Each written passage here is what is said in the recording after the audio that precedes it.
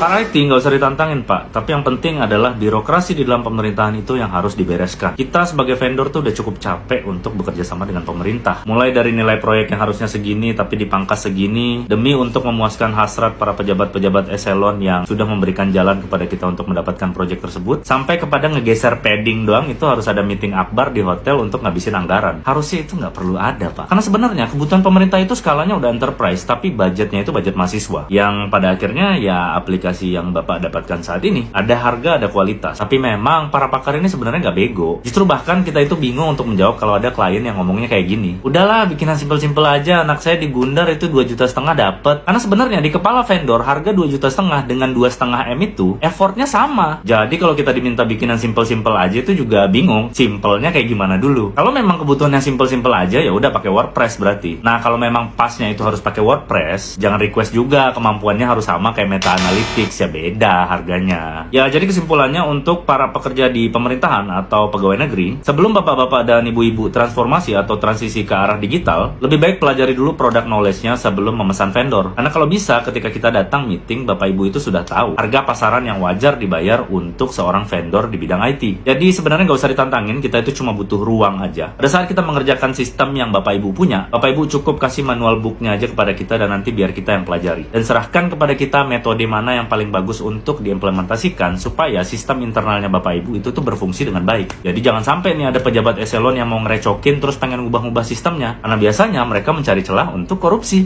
Jadi ketika manual book atau manual guide-nya sudah diberikan kepada kita, nanti kita audit, kita akan pelajari bagaimana step by step operasional kalian secara internal. Nah nanti bahkan bukan cuma sistem yang canggih yang kita persembahkan, yang juga nanti ada user interface dan user experience yang bagus yang bisa membuat orang cepat nangkep itu aplikasi buat apaan. Jadi jangan ragu sama pakar IT di Indonesia, bapak ibu cukup serahkan kepada kita 100%. Dengan syarat budgetnya nggak boleh dipangkas sama sekali. Oke?